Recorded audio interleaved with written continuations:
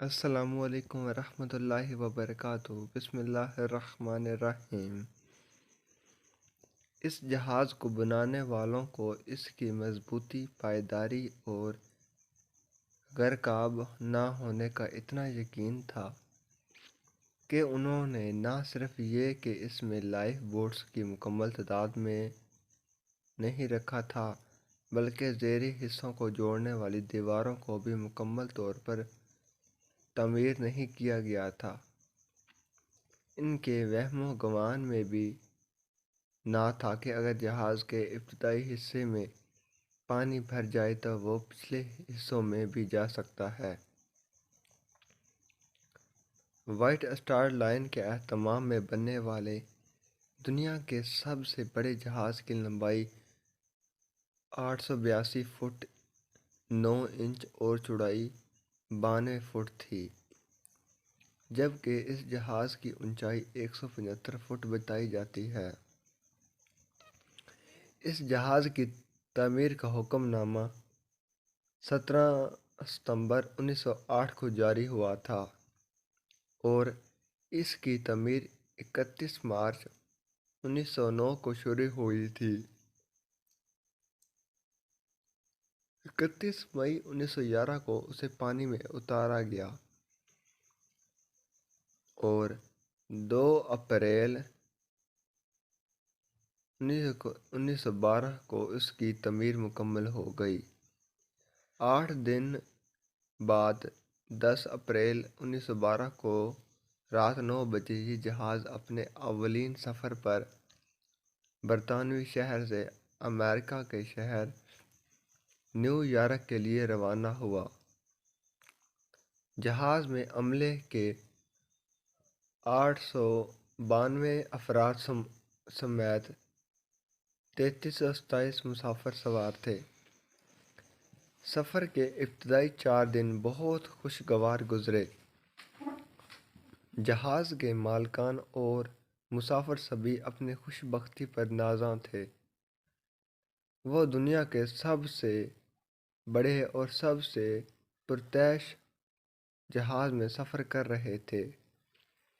جہاز کا انجن بند ہونے کے بعد مسافروں کو بھی احساس ہوا کچھ گڑبڑ ہے، کیونکہ جہاز کے زیریں حصے میں حفاظتی دیوار نہیں بنائی گئی تھی۔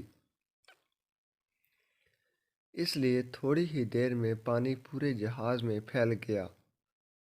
پانی بھرنے سے جہاز کا اگلا حصہ اتنا بھاری ہو گیا کہ جہاز ڈوبنا شروع ہو گیا اور صرف 3 گھنٹے میں 2 ٹکڑے ہو کر سمندر میں ڈوب گیا۔ جہاز میں صرف 20 لائف بوٹس تھیں، جو مسافروں کی تعداد کے حساب سے بہت کم تھیں۔ کشتیاں کم رکھنے کی وجہ وہی بتائی جاتی ہے کہ کمپنی کو اعتماد تھا کہ جہاز غرق ہو ہی نہیں سکتا۔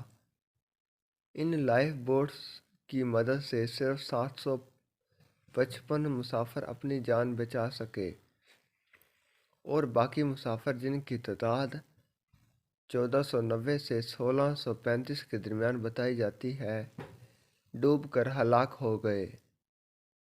زندہ بچنے والوں میں جہاز کا مالک بروس اور اس میں شامل تھا، جو خواتین اور بچوں کو ڈوبتے جہاز میں چھوڑ کر ایک کشتی کے ذریعے جان بچانے میں رہا، مگر اس خودغرضی پر وہ زندگی بھر نفرت کا شکار بنا رہا۔ اسے ٹائٹینک کا بزدل کہا جاتا تھا۔ اس کا انتقال 1937 میں ہوا۔ جہاں تک کپتان کی بات ہے تو وہ عملے کے افراد کے ساتھ خواتین اور بچوں کو بچانے کی کوشش میں مصروف رہا۔ وہ آخری آدمی تھا جس نے جہاز سے چھلانگ لگائی، مگر خود اپنی جان نہیں بچا سکا۔